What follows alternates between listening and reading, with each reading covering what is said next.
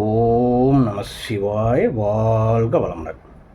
வணக்கம் நண்பர்களே. அலர்மகள் astro channel வாயிலாக உங்களை வரவேற்பது ஜோதிராச்சாரியா கந்தசுவாமி.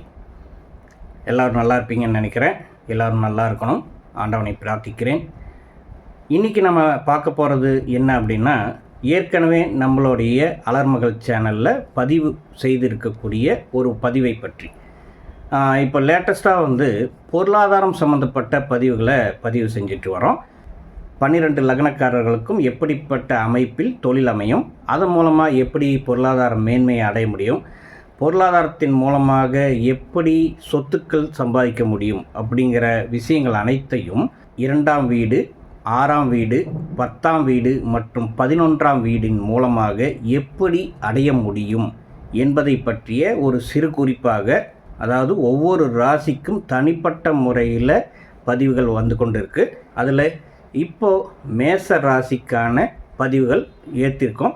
ஸோ அந்த மேச ராசிக்குண்டான மேச ராசி அதிபர்கள் மற்றும் மேச லக்னக்காரர்கள் யாரெல்லாம் இருக்கீங்களோ அவங்க இதை பற்றி தெரிஞ்சுக்கலாம்.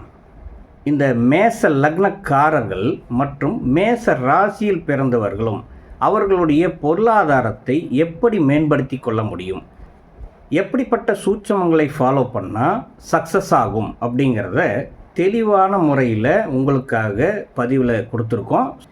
இதில் டிஸ்கிரிப்ஷனில் அந்த லிங்கை கொடுத்துருக்கோம்.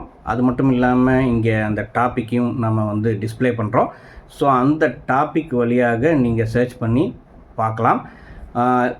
மேச லக்னக்காரர்கள் மற்றும் மேச ராசிக்காரர்கள் இருவருக்குமே இது பொருந்தும் என்று கூறி அடுத்த ஒரு பதிவில் மீண்டும் சந்திக்கிறேன்.